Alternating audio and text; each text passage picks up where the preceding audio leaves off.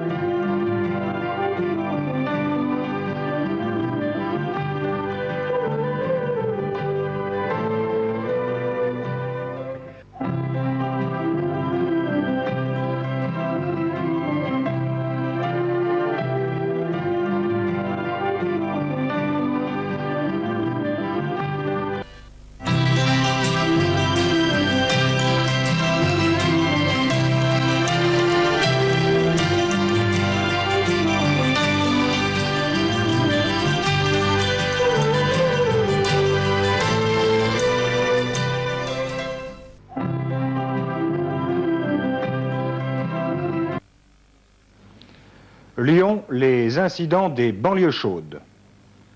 Emploi, inverser la tendance en 1982. Invité de Soir 3, Patrick Devers.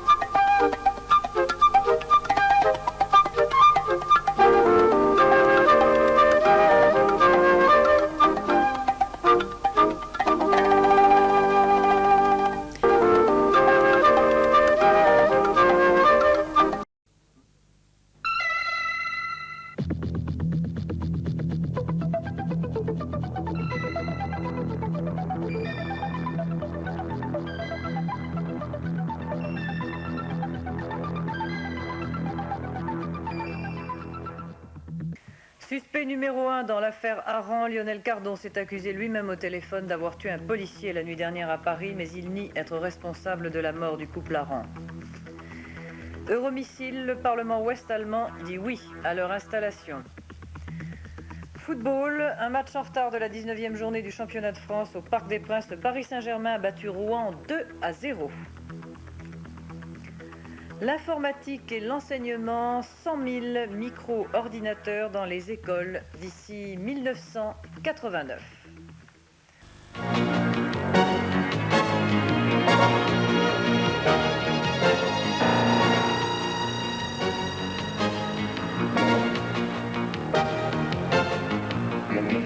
François Mitterrand en Aquitaine, il faut apaiser les passions politiques. Loi sur la presse, le Conseil constitutionnel annule les dispositions sur les concentrations existantes. Colère chez les policiers, un des leurs a été tué ce matin par un permissionnaire en cavale. Le prix Nobel de littérature à un poète tchèque et dissident, Jaroslav Sefer.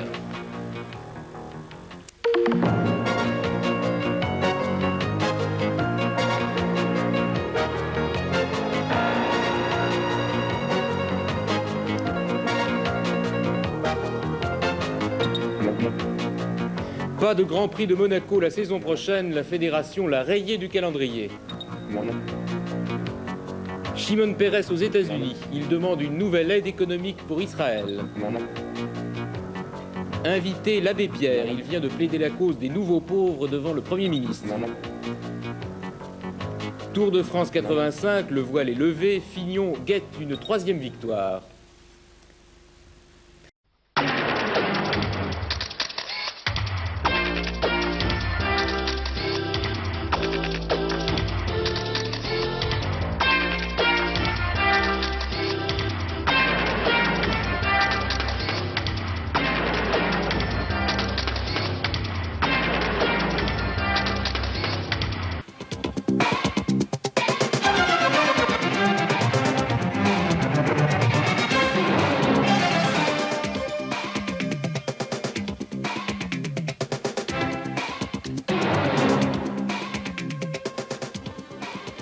Jacqueline Alexandre, soir 3. Matignon, après les syndicats, le CNPF reçu aujourd'hui par Jacques Chirac. C'est l'heure du bilan pour le dialogue social. Euromissile, dans ce journal, le premier commentaire de Charles Hernu, l'ancien ministre socialiste de la Défense. États-Unis, Reagan fait son mea culpa et espère un nouveau départ. Niagara, c'est ce groupe français qui commence ce soir un concert.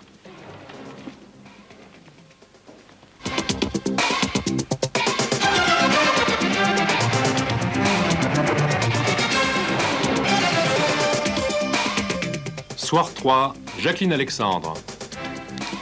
En Belgique, la confession d'un ancien gendarme éclaire d'un jour nouveau les crimes des tueurs fous du Brabant.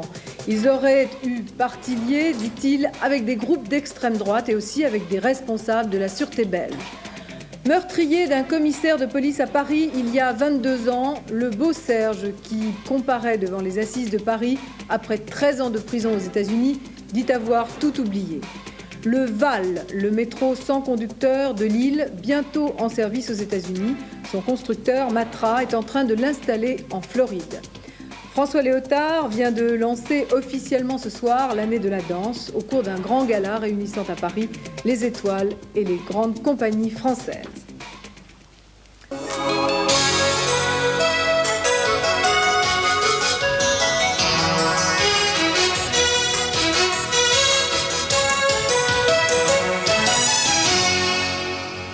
Le sommaire de cette édition, le drame du Liban, la capitale au bord de la pénurie et de la paralysie, François Mitterrand lance un appel à la conscience internationale.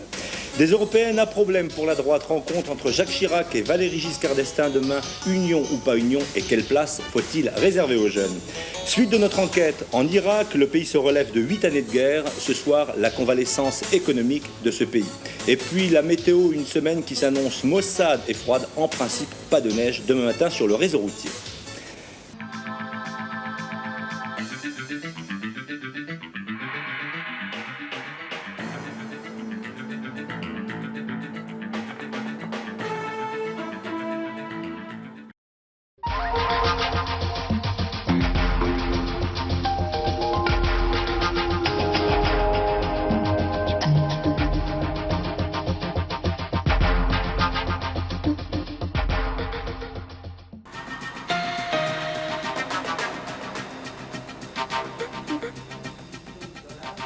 Le marché de l'art est en pleine déprime et la foire internationale d'art contemporain qui a lieu ces jours-ci à Paris le prouve. Crise des cours, crise du désir et même crise de la création, la folle spéculation des années 80 n'en finit pas de coûter cher.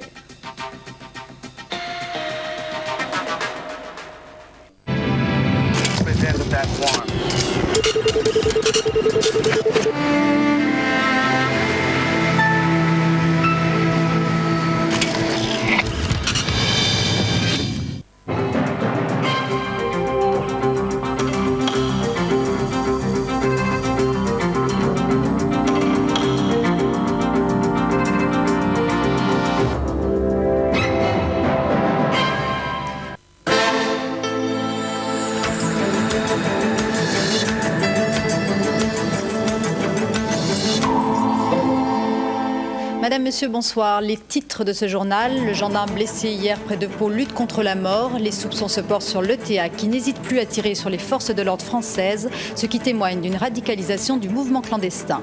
Dialogue renoué entre Daniel Vaillant et les policiers, 400 millions de plus. Au total, un budget en hausse de 2,5 milliards. Un accord semble imminent ce soir. Notre dossier, les réseaux financiers liés à Ben Laden. Enquête sur un banquier d'origine égyptienne, Youssef Nada, soupçonné de financer Al-Qaïda.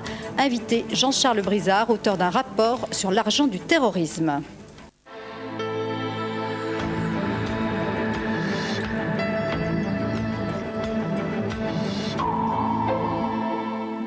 Madame, Monsieur, bonsoir. Les titres, la démission du juge qui avait voulu entendre Jacques Chirac. Éric Alphen parle d'une justice à deux vitesses. Pour réagir à ce départ, Valérie Turcet, le président de l'Union syndicale des magistrats.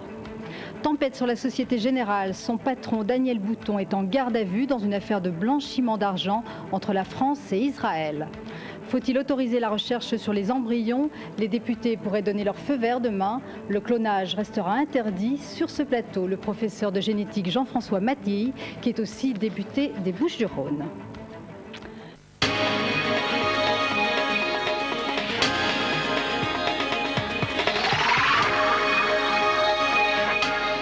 Bonsoir à tous, voici les titres que nous allons développer dans le Soir 3. Une femme de 81 ans est morte la nuit dernière à Ajaccio après l'attentat commis contre l'inspection académique. Elle aurait été victime d'une crise cardiaque provoquée par la forte explosion qui a fait par ailleurs 3 blessés et causé d'importants dégâts. En Afghanistan, le décompte des voix devrait durer plusieurs semaines, mais Hamid Karzai est déjà donné grand vainqueur de la première élection présidentielle du pays. Ses adversaires dénoncent des fraudes. Une demande d'enquête sur d'éventuelles irrégularités a été déposée auprès des Nations Unies. Jacques Chirac poursuit sa visite en Chine. Avant Hong Kong, le chef de l'État était à Shanghai où il a abordé la question des droits de l'homme. Un voyage d'affaires qui pour l'instant n'a pas rapporté autant que prévu. Les contrats signés sont moins nombreux qu'escomptés. Le dossier de ce Soir 3 sera consacré au rapport Tello, rendu public demain. C'est le résultat de la vaste consultation menée pendant plusieurs mois dans toutes les académies de France. Avec François Fillon, notre invité ce soir, nous parlerons de l'allongement du temps de présence des enseignants dans les écoles et de l'élargissement de leur mission, de mesures préconisées par le rapport.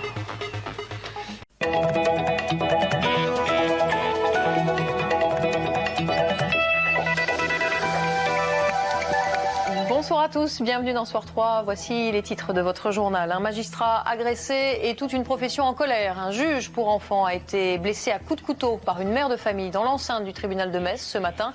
Ses confrères réclament plus de sécurité. La ministre de la Justice s'est immédiatement engagée à débloquer des fonds.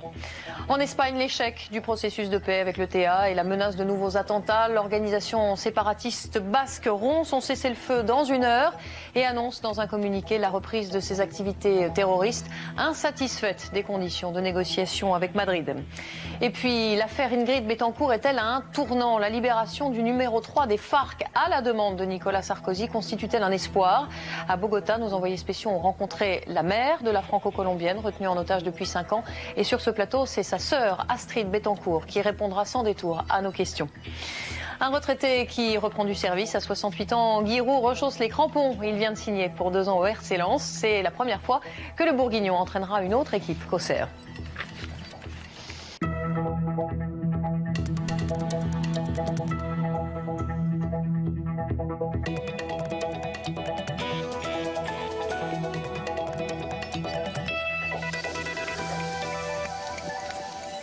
Bonsoir à tous, bienvenue dans Soir 3. Voici les titres de votre journal. 9 membres d'une ONG française soupçonnés de trafic d'enfants. Ils ont été arrêtés aujourd'hui au Tchad. Sous prétexte d'évacuation sanitaire, ils tentaient de ramener en France 103 orphelins apparemment sans autorisation.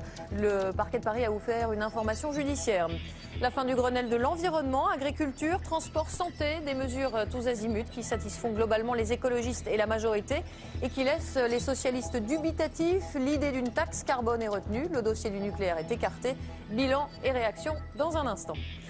Arnaud Lagardère, très décontracté pour son audition devant la commission des finances de l'Assemblée nationale. Le patron du groupe Lagardère, actionnaire de ADS, devait s'expliquer sur les conditions de vente de ses actions en avril 2006. Il récuse toute accusation de délit d'initié. Et puis on l'appelle la Shoah par balle. En 1941, les nazis envahissent l'Ukraine et d'autres territoires soviétiques. Hommes, femmes, enfants juifs sont rassemblés, fusillés et jetés dans des fosses communes. Depuis 3 ans, le père Patrick Desbois arpente les villages pour recueillir des témoignages, mais aussi retrouver ces fosses et offrir à ces milliers de personnes une sépulture. Il publie un livre de mémoire et il est notre invité.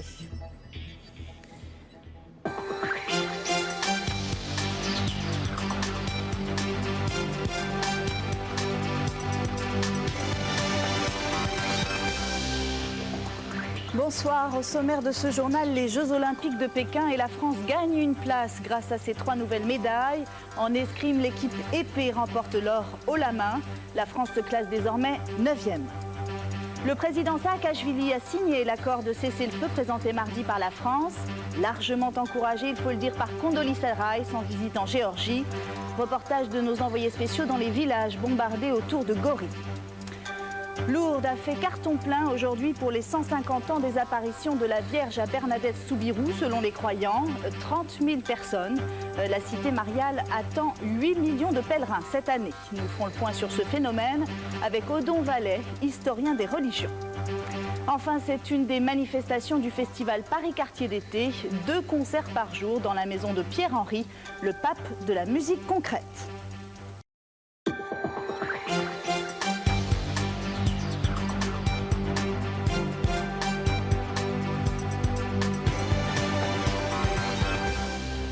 Bonsoir et merci d'être au rendez-vous du Soir 3. Au sommaire ce soir, l'incroyable naufrage de l'équipe de France de football. Nicolas Anelka a été renvoyé.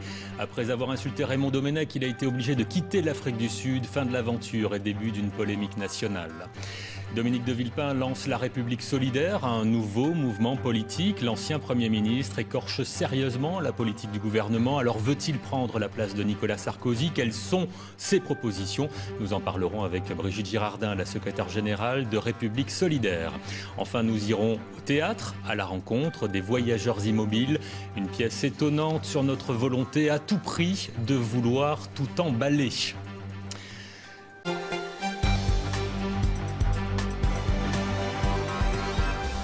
Bonsoir à tous, merci d'être avec nous. Voici les titres de Soir 3.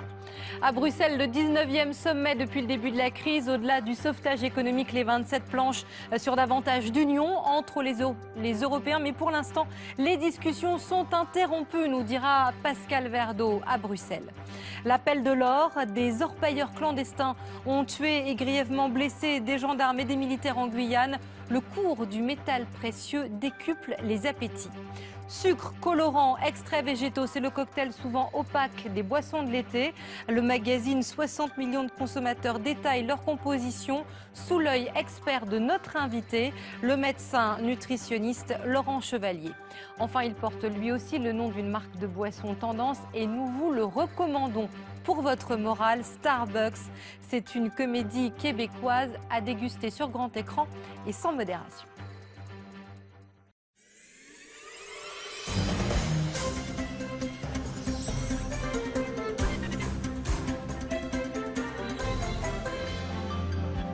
Bonsoir et bienvenue dans le Grand Soir 3. À la une, la fête de l'Assomption endeuillée à Madère au Portugal. 13 personnes ont été écrasées par un arbre. Un chêne vieux de 200 ans tombé sur une foule de fidèles peu avant le début d'une procession. L'auteur présumé de l'attaque à la voiture bélier à 7 sorts, toujours en garde à vue. Ses propos sont incohérents et son mobile reste flou. Son véhicule lancé dans une pizzeria a tué une adolescente et fait de nombreux blessés. Les consommateurs veulent plus de transparence sur le dossier des œufs contaminés. Certains préfèrent s'approvisionner directement auprès des éleveurs. Les entreprises françaises concernées par cette crise sont aujourd'hui au nombre de 14. Et puis, triste anniversaire pour les amoureux du rock'n'roll. Un 16 août 1977, disparaissait Elvis Presley. 40 ans plus tard, ses fans sont toujours inconsolables. Sa maison à Graceland est le deuxième lieu le plus visité aux États-Unis après la Maison Blanche.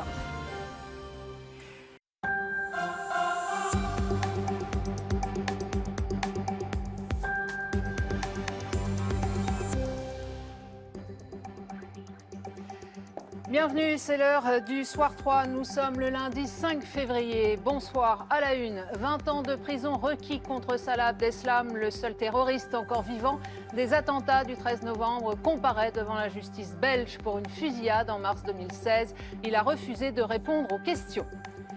Emmanuel Macron arrive demain en Corse, une visite de 48 heures très attendue entre hommage au préfet Erignac assassiné il y a 20 ans et rencontre avec les élus nationalistes qui vont à nouveau faire part de leurs revendications. Pour en parler avec nous, Jérôme Fourquet, auteur de la nouvelle question corse. La République en marche inspire les Britanniques. Des opposants au Brexit s'apprêtent à lancer leur mouvement sur le modèle du parti d'Emmanuel Macron. Loïc Delamornay nous en dira plus en direct de Londres. L'hydrogène sera-t-il l'avenir de la voiture et des deux roues? Peu développé en France, il est pourtant souvent présenté comme un pilier de la transition énergétique. Le département de la Manche s'est lancé dans cette filière il y a 2 ans. Expérience concluante. Moi non plus, ou l'histoire d'amour aussi intense que brève entre Brigitte Bardot et Serge Gainsbourg, une pièce à voir en ce moment au Théâtre de la Madeleine à Paris. La comédienne Mathilde Bisson, qui interprète le rôle de Brigitte Bardot, est notre invitée.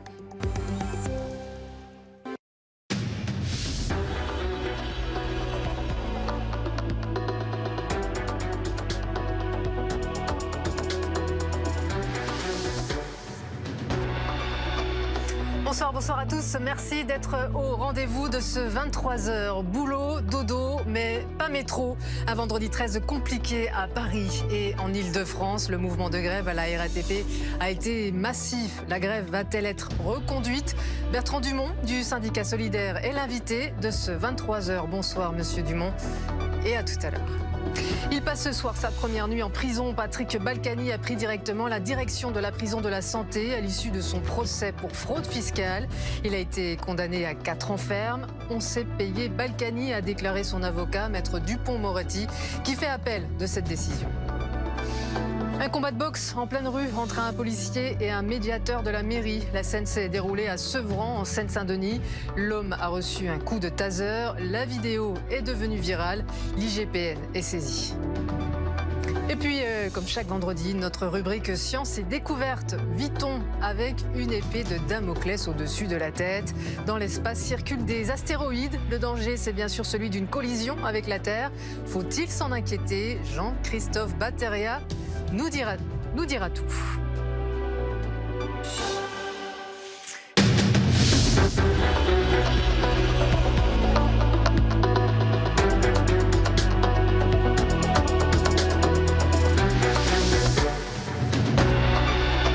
Tir de roquettes palestiniens, frappes israéliennes sur Gaza, tension à son comble ce soir à Jérusalem autour de l'esplanade des mosquées. Clotilde Emrafco sera avec nous en direct dans un instant, dans votre 23h. 4 jours après la mort d'Éric Masson à Avignon, réunion de crise à Matignon avec les syndicats de police, durcissement des peines encourues par les agresseurs de policiers ou de gendarmes annoncé ce soir. David Lebars, à la tête du syndicat des commissaires de police de la police nationale, est notre invité. Il en sort tout juste. On vous retrouve, monsieur, dans quelques minutes. Nous sommes en train de sortir de cette crise sanitaire. Déclaration du Premier ministre ce soir dans le 20h de France de demain et chez nos confrères du Parisien. Il dévoile les modalités de réouverture des restaurants. Jean-Baptiste Marteau nous en donnera les premiers détails ainsi que d'autres sujets, nous direz-vous, qui sont également abordés.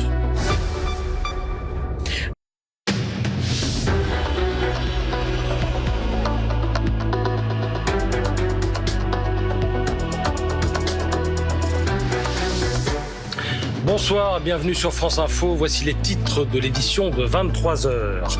La grève annoncée à la SNCF, fin de la réunion entre la direction et les syndicats qui vont consulter leurs militants d'ici demain midi. Le problème dans ce conflit, c'est que les grévistes revendiquent une forme d'autonomie, cependant que les usagers, eux, s'organisent. Marche blanche à Vaux-en-Velin, 6 jours après l'incendie qui a tué 10 personnes, l'enquête n'en est qu'à ses balbutiements. Le serpent va revenir en France. Charles Mautrage, condamné à perpétuité par la justice népalaise, va être expulsé pour raison de santé. Mais que va-t-on pouvoir en faire ici en France? L'éclairage de Pierre-Henri Bovis, avocat pénaliste.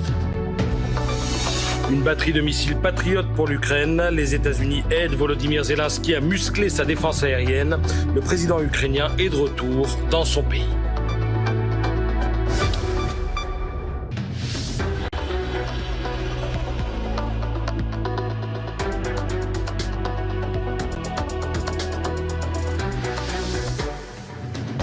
Bonsoir à tous, il est 23h, bienvenue sur France Info pour votre grande édition du soir. Voici les titres qui font l'actualité ce jeudi.